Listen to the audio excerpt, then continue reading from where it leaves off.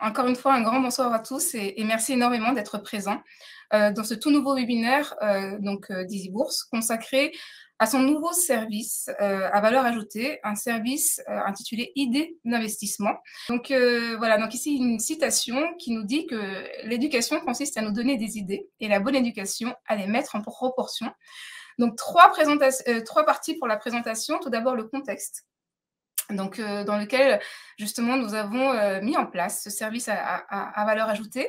Ensuite, les différents outils que vous allez trouver aujourd'hui dans ce service à valeur ajoutée. Et enfin, nous terminerons avec les questions-réponses. Encore une fois, n'hésitez pas à intervenir dans le cadre, justement, de ce webinaire qui se veut en direct pour vous donner la parole, pour vous permettre de poser les questions ou encore d'envisager justement les remarques donc autour de ce que je vais vous livrer aujourd'hui.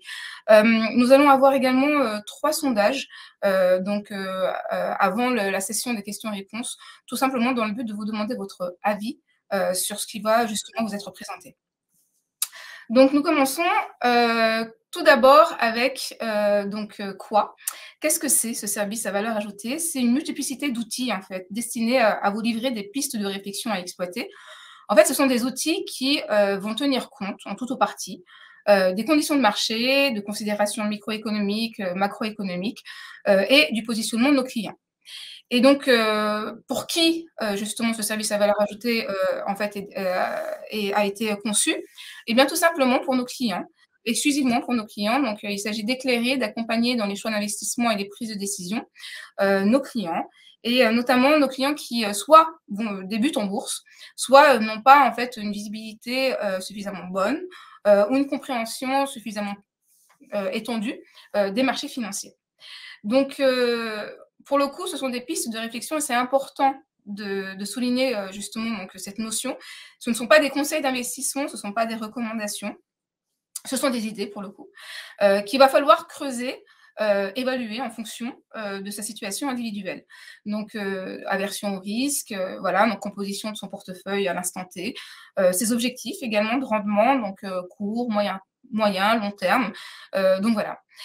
Et donc pour bon nombre des suggestions qui vont vous être faites, effectivement, le disclaimer, c'est de dire que le risque de perte en capital est réel et significatif. Et donc, il faut se renseigner avant d'agir sur la base des différents outils qui vont vous être présentés. Donc voilà, faire sa propre analyse, juger justement de la diversification de son épargne, de la bonne diversification de son épargne et ne pas concentrer tous ses investissements. Donc ça, c'est pour justement les grandes lignes du service à valeur ajoutée. À présent, les produits qui sont concernés. Alors, les produits qui sont concernés, c'est tout d'abord les actions. Il faut savoir qu'aujourd'hui, on est sur 1600 actions cotées sur Euronext, Paris, Bruxelles, Amsterdam qui sont mises à disposition de nos clients. On est sur plus de 9000 également entreprises américaines cotées sur les marchés boursiers NYSE et Euronext. Et on est également sur à peu près 900 valeurs allemandes qui sont, elles, cotées justement sur le Xetra. Donc ça, c'est la première typologie de produits concernés par notre service à haute valeur ajoutée. L'autre, également typologie de produits, ce sont les ETF ou Exchange Trading Funds. Donc, on est sur 1600 ETF aujourd'hui ou trackers, cotés sur Euronext, Paris, Bruxelles, Amsterdam, qui sont proposés à nos clients. Enfin, la dernière typologie de produits concerne les OPCVM, donc organismes de placement collectif à valeur mobilière. On est sur une gamme aujourd'hui, en bourse en tout cas, de 1000 fonds, donc FCP et SICAV, qui sont sélectionnés par nos experts parmi justement 80 sociétés de gestion à peu près. Donc ça, ce sont les produits concernés. Maintenant, rentrons davantage dans le vif du sujet. L'idée, c'est de dire, donc, comme je l'ai indiqué, que c'est un service qui est exclusivement dédié à nos clients. Et c'est un service gratuit. Donc, pour le coup, quel que soit le package que vous prenez lorsque vous ouvrez votre compte, justement, sur Easy Bourse, vous avez ces différents outils à votre disposition dans votre espace client. Ils ont été concentrés en un lieu unique exprès pour que vous les ayez à votre disposition. Donc là-dessus, on est justement sur ici, donc les idées d'investissement. Et c'est donc à partir de là que vous allez trouver cette liste d'outils qui a vocation, on verra également, à être étoffée. Donc voilà. Donc maintenant, rentrons un peu plus dans le vif du sujet, justement, donc en vous présentant les différents outils en question. Tout d'abord, commençons avec les modèles de portefeuille. J'insiste, n'hésitez absolument pas à m'interrompre lors de la présentation pour me poser des questions. Donc, je serai vraiment ravie d'y répondre. Donc, les modèles de portefeuille, dans un premier temps, donc ces modèles de portefeuille s'appuient en fait sur les meilleures idées d'investissement des gérants de la Banque Postale Asset Management. Donc, une collaboration étroite avec la société de gestion de notre maison mère. Et ce sont des idées d'investissement par secteur d'activité et par thématique. Voilà, donc c'est une liste à la fois d'actions titres vifs, donc de sociétés, et d'ETF, donc voilà, qui vont intégrer les critères extra-financiers. Donc, les poids, justement, donc de chacune des lignes, pour le coup, donc on va le voir tout de suite, sont déterminés de manière à réduire le plus possible les biais factoriels vis-à-vis des grands indices de référence. Et donc, ce faisant, l'écart de performance, en fait, il va être surtout lié au choix, justement, donc, que vous allez faire. Alors, ensuite, donc, on va les montrer ici. Donc, on en a 3 pour le coup, modèle de portefeuille. On en a un sur l'Europe, donc éligible au PEA, un sur les États-Unis et un autre sur la France. Donc, voyons à quoi ressemble, par exemple, celui sur l'Europe. Donc, ici, vous voyez donc, le mot de la Banque Postale, donc Asset Management. Donc, on va avoir un commentaire essentiellement macro qui va contextualiser l'allocation en question. Et par la suite, vous allez avoir une liste d'une dizaine de titres. Donc, encore une fois, soit des titres vifs en tant que tels, soit des ETF éligibles au PEA. Donc, pour l'Europe et la France. Et donc, ici, vous voyez, on a donc l'intitulé donc du titre, la place de cotation, le secteur d'activité dans lequel évolue la société, le cours de l'action, la variation par rapport à la veille, la variation par rapport au 1er janvier, le poids également du titre à l'intérieur du portefeuille et la note grade. Alors, la note grade, c'est justement là aussi un signe très distinctif de ce que nous allons vous proposer comme outil dans ce service à valeur ajoutée. C'est une notation extra-financière qui est établie à partir d'une méthodologie spécifique de la Banque Postale Asset Management. On va revenir dessus parce qu'on va en parler à la fois dans les modèles de portefeuille et on va en parler également dans les valeurs du moment. Donc, ici, vous voyez encore une fois donc, la liste donc, des sociétés qui, pour ce mois-ci. Ce sont des listes qui sont actualisées tous les mois. Ça, c'est important également de le dire. Et qui ont vocation justement donc ensuite de mettre en avant les valeurs sorties, par exemple, de la liste du mois précédent.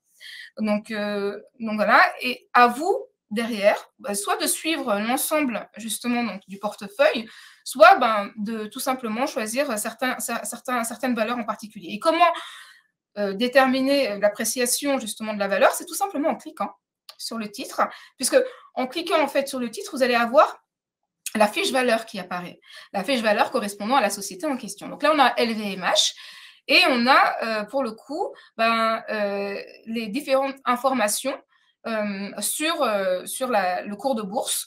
Donc, vous allez avoir voilà, donc, à la fois des informations dites généralistes, vous allez avoir l'historique de performance, bien sûr, voilà, donc sur un certain nombre de périodicité. Donc, voilà, vous allez avoir les consensus, voilà. Donc, et c'est à partir de là que, du coup, vous allez vous-même déterminer si effectivement la valeur vous intéresse ou pas. Donc voilà, donc on revient sur ici les modèles de portefeuille, donc pour le coup. Et donc encore une fois, vous décidez en fonction justement donc, de votre appréciation des informations dans chacune des fiches valeurs, si vous, effectivement vous êtes plutôt enclin à... Ensuite, le second justement donc, outil proposé va concerner les valeurs du moment.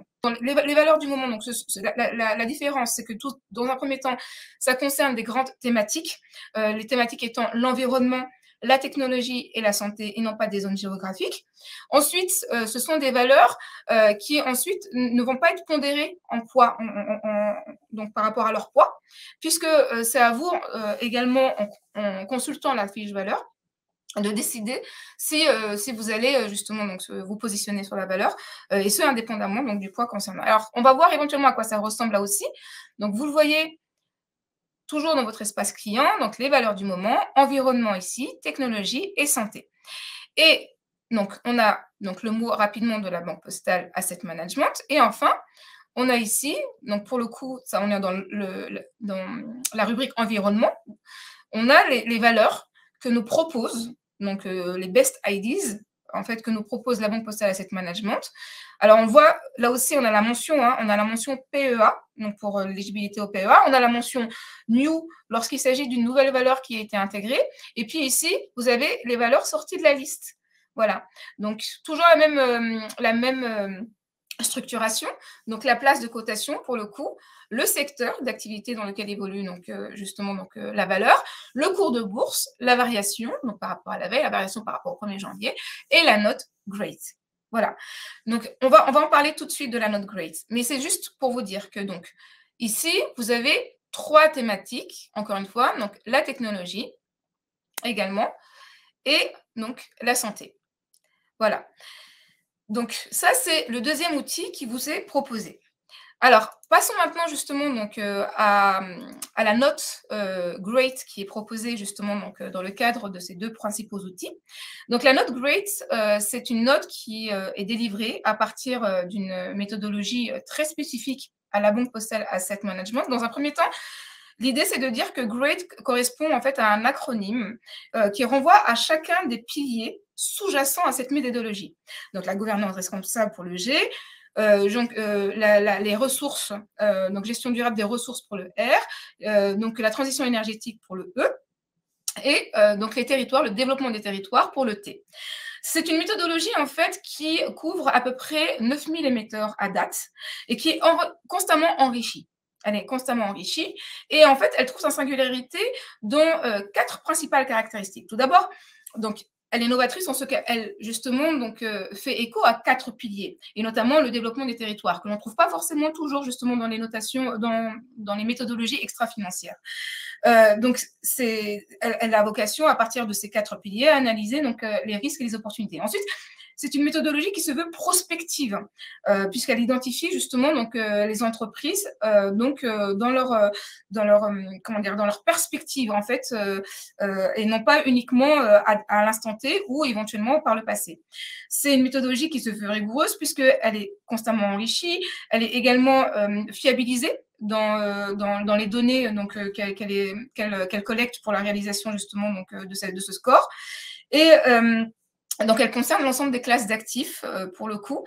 Donc voilà. Et enfin, donc, elle est flexible puisque justement, donc, elle sait s'adapter à la configuration des marchés financiers et elle sait s'adapter justement donc également au positionnement des investisseurs. Donc voilà pour la méthodologie d'analyse extra-financière sur laquelle aujourd'hui on se repose pour les outils que je viens de mentionner, à savoir donc les modèles de portefeuille et également donc les valeurs du moment. Par la suite, donc un autre outil qui vous est proposé donc à l'intérieur justement donc de cette palette, c'est les sélections. Aujourd'hui, cette sélection ne concerne que les OPC. Donc, à la vocation éventuellement à concerner d'autres produits par la suite.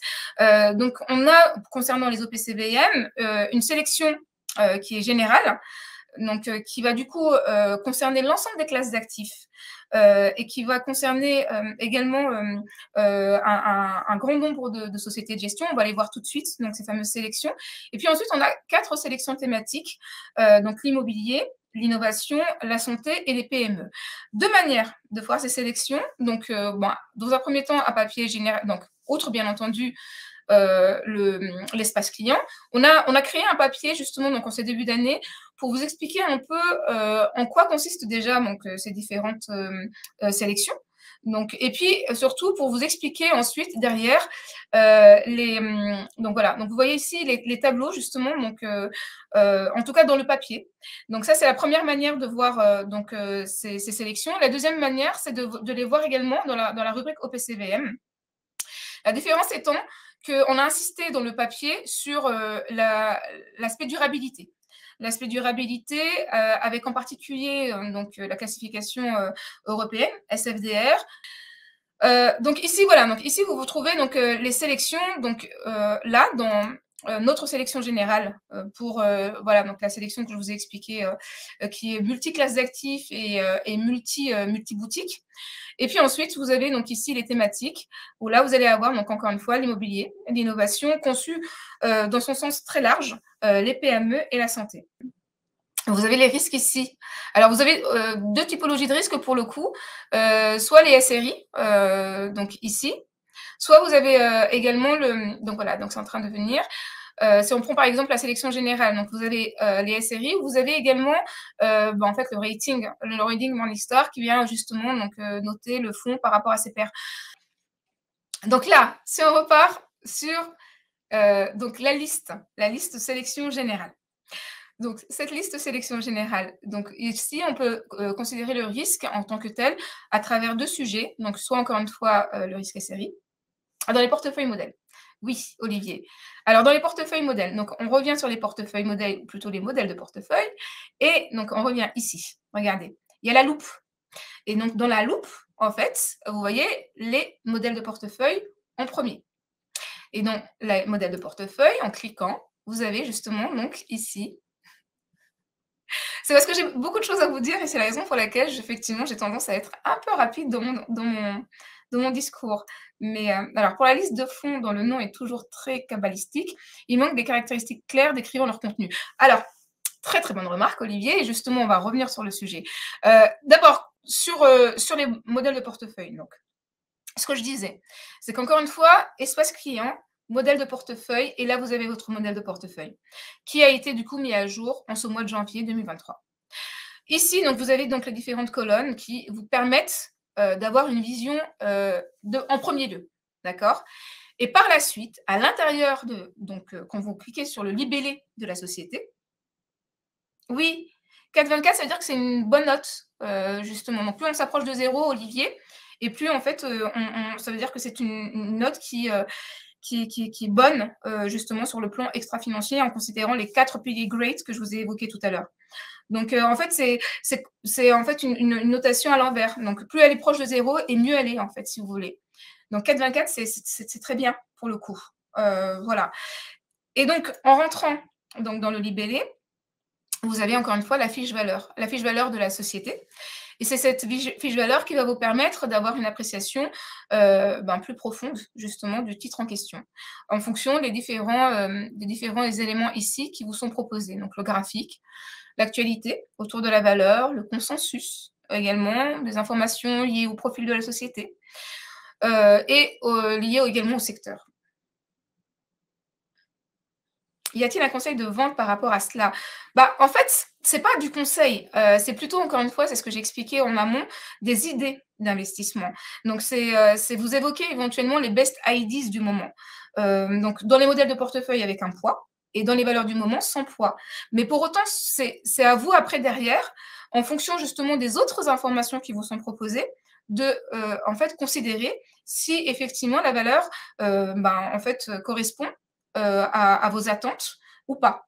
Mais en fait, c'est plutôt des pistes à explorer. C'est ce que j'expliquais en amont de notre présentation. Yes, c'est ça, Jean-Bernard. Ce sont des infos pour vous aider à investir, sachant que l'idée maîtresse, c'est vous accompagner dans justement vos choix d'investissement. Donc, alors, est-ce que j'ai répondu à l'ensemble? Non, oui, non. Olivier nous demandé tout à l'heure, effectivement, comment en fait mieux apprécier un fonds d'investissement. Mais c'est la même donne qui vous est proposée pour le coup, puisque en fait, en allant justement donc ici dans un fonds, voilà, vous avez la fiche valeur du fonds et c'est le même sujet. Et la fiche valeur du fonds, alors, elle a son originalité en ce qu'elle intègre donc dans un seul concentré les valeurs financières et les valeurs extra-financières. Effectivement, on a fait l'effort en 2022 et l'effort n'est pas terminé.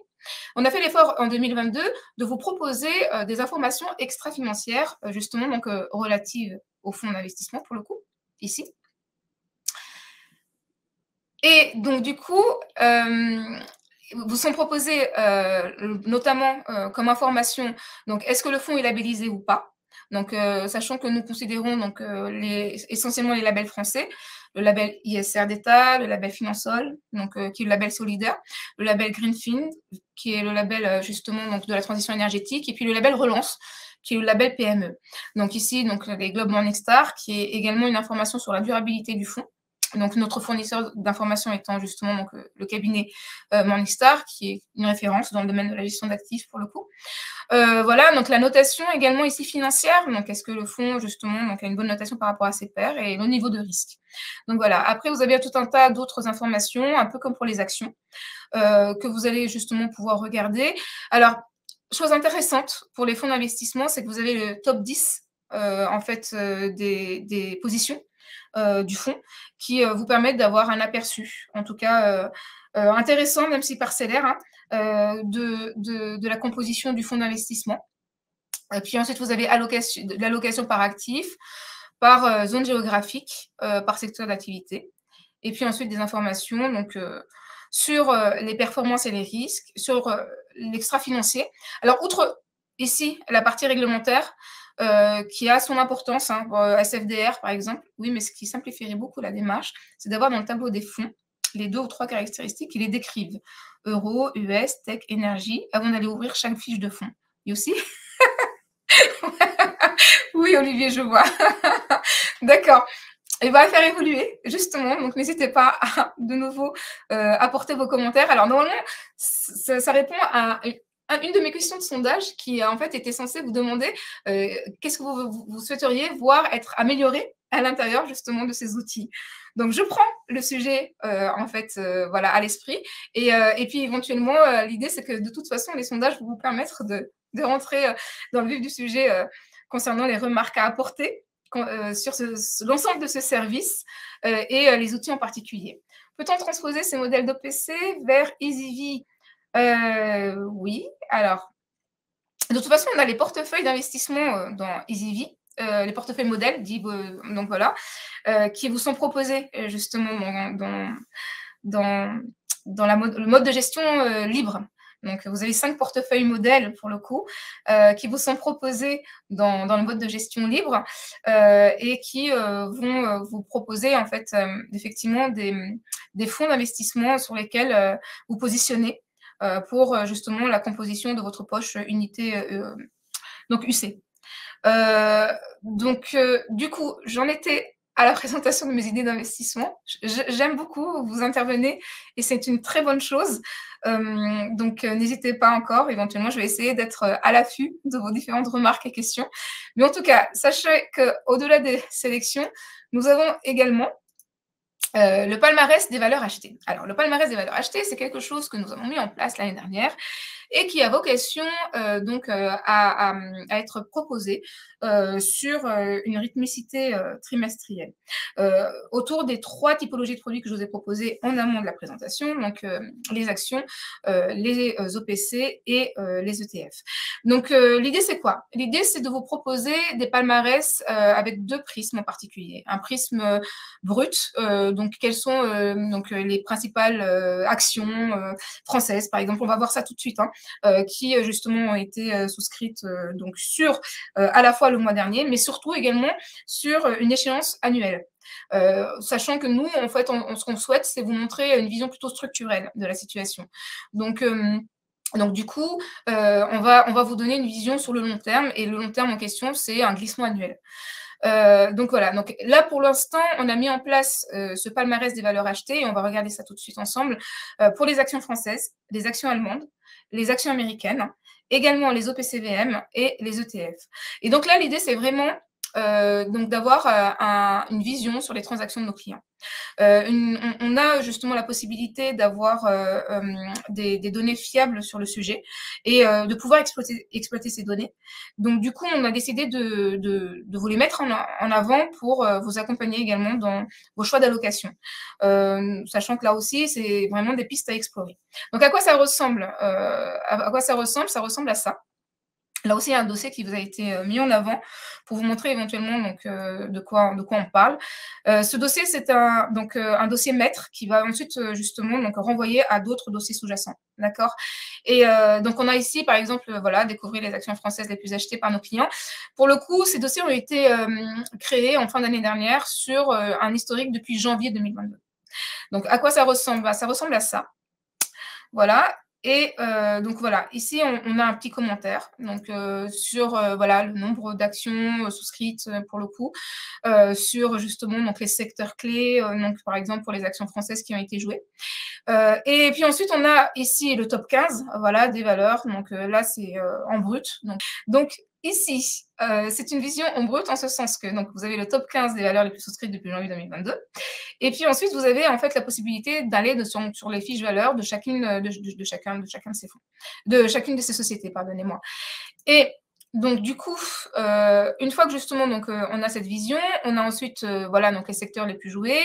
On a justement donc également le palmarès par secteur et donc ce qu'on veut vous mettre en place, à partir, de février, pour le coup, c'est, une vision également, extra-financière. C'est-à-dire qu'en fait, on va, vous donner une vision brute sur les actions effectivement les françaises les plus jouées, sur une année glissante et par rapport éventuellement au mois passé. Et également vous faire un filtre, comme on le fait justement pour, les modèles de portefeuille, et pour les valeurs du moment. Donc il faut faire un filtre justement avec la notation extra-financière GREAT. Donc voilà. Après donc ça, c'est, quelque chose qui va exister, sur un rythme trimestriel. Donc sachant que chaque mois, vous allez avoir en fait une typologie de produits. Donc on va commencer avec les actions le mois prochain, actions françaises, actions, européennes et actions allemandes, pardonnez-moi, et actions américaines. Ensuite, le mois suivant donc suivra donc suivront les ETF et le mois suivant, les OPC. Et l'idée, c'est de toute façon de vous donner donc une vision structurelle, donc voilà, et par ailleurs justement donc de vous donner une vision régulière de la situation. L'idée, c'était simplement justement de vous donner un aperçu de l'appétit client. Donc c'est quelque chose qui vient, en plus de tout cet arsenal justement que l'on met à disposition, dans ce concentré justement du service client, donc dans cette rubrique idées d'investissement. Donc on a bien conscience, que justement l'idée, c'est pas de rentrer encore une fois, dans des recommandations et encore moins dans du conseil. C'est vraiment de vous donner plutôt un aperçu donc sur les tendances justement donc du moment. Et c'est la raison pour laquelle en plus on voudrait vous le donner plutôt sur une vision structurelle parce qu'on sait que voilà les marchés sont très volatiles et que vous le donnez uniquement sur un mois, un mois, bah, c'est pas forcément très parlant. Et puis voilà, mais par contre voilà, vous le donnez sur une échéance un peu plus longue, voilà, ça a plus de légitimité, on va dire ça comme ça. Et encore une fois, sur la base de données très fiables, pour le coup, que l'on exploite justement donc pour mieux, en fait, vous servir en information. Donc, je reviens sur les modèles de portefeuille. Donc, il y a Alain qui me dit, «Mais justement donc, ça ne fait pas nécessairement 100 et la réponse est: «C'est normal» parce que, les modèles de portefeuille ne sont pas entièrement investis. Ils sont pas entièrement investis, ils sont investis uniquement, justement donc à hauteur de 70 de 80. C'est ce qui, justement explique qu'à l'intérieur en fait le reste c'est plutôt en fait, du cash pour le coup. Voilà, donc c'est la réponse apportée. Donc lorsque ce sont des ETF, c'est signalé de toute manière, d'accord? Donc effectivement, vous avez ces modèles de portefeuille, peuvent, le cas échéant, donc contenir, des ETF, mais ça sera de toute manière signalé, donc comme, à l'intérieur même, du modèle de portefeuille, avec le poids correspondant. Et dire donc si effectivement, justement, donc l'ensemble des poids ici ne font pas 100, c'est parce que, le portefeuille n'est pas entièrement investi et que le reste est en cash. C'est pour vous guider, là aussi, justement, donc c'est un, voilà, un indicateur supplémentaire, voilà, pour vous aider à vous positionner à l'intérieur justement donc de ces modèles de portefeuille ou de ces valeurs, le cas échéant. Donc voilà, donc on continue la présentation, chers amis, sur, effectivement, à présent, donc les recommandations broker. Alors, effectivement, c'est quelque chose qui vous est proposé également à l'intérieur donc de l'espace client et dans le concentré, donc idée d'investissement. Et ben ici, c'est tout simplement un espace qui vous propose à partir donc d'une liste, voilà, donc les recommandations justement donc sur certaines valeurs, voilà. Donc vous voyez ici donc les différents intitulés. Et le cas échéant, alors si effectivement vous ne voulez pas vous amuser, hein, ce que je peux comprendre, à regarder en fait chacune des pages en question, vous avez le moteur de recherche principal qui vous permettra le cas échéant justement donc d'avoir également ces recommandations broker sur les titres en question. Donc ça, c'est pour justement donc les recommandations broker. Ensuite, voilà, donc ensuite on passe au sondage, peut-être. Donc, alors, il y a d'autres questions qui lui ont été posées directement. Comment choisir un bon ETF? Comment on récolte la plus-value? C'est une excellente question. Alors, comment choisir un bon ETF? Alors justement, pour les ETF, c'est la même donne éventuellement que le palmarès des actions. Donc soit effectivement, ben, vous avez des ETF qui vous sont mentionnés dans les valeurs du moment ou dans les modèles de portefeuille. Donc ça, c'est une première manière éventuellement d'avoir des idées d'investissement sur justement les ETF. Et l'autre idée d'investissement, c'est, alors je reviens rapidement sur la page palmarès et notamment donc sur ici la page concernant les ETF. Donc, puisque l'étude a été faite également donc, en fin d'année dernière sur les ETF qui ont été les plus souscrits. Et là aussi, l'idée, c'est que en fait, on vous propose à la fois le palmarès en brut, donc sans filtre extra-financier, et puis également un palmarès avec le filtre extra-financier pour le coup. Donc, c'est ce qui va vous être proposé également, justement, donc, sur un horizon plutôt long terme, puisque, donc, encore une fois, l'idée, c'est de porter un regard au moins sur un an glissant. Et alors, Jogan Adin, vous demandez comment on récolte la plus-value. Alors, c'est une très, très bonne question. Nous avons le souhait, donc, à un moment donné, concernant notamment les modèles de portefeuille, de vous, justement, mettre en avant une performance fictive de ces portefeuilles. Alors, puisqu'on a justement les poids, le cas échéant, on a la possibilité, donc, en fait, de calculer une performance donc fictive, justement, donc mais comme en fait le service vient juste d'être commencé, il est encore un peu compliqué justement de vous le proposer maintenant, cette performance en question. Mais en tout cas, c'est le souhait que l'on a, c'est de vous donner quand même une visibilité sur justement donc sur les performances des modèles de portefeuille. Alors, je continue à lire vos questions, je vous demande pardon. Y a-t-il des infos sur les dividendes versés par le passé? Non, mais c'est une suggestion qui peut avoir son intérêt donc pour faire évoluer, donc dans mon fameux sondage que je n'ai pas encore lancé. Ensuite, question plutôt technique, quand je vais sur la page palmarès des valeurs achetées, ça me déconnecte à chaque fois. Oui, Jean-Bernard.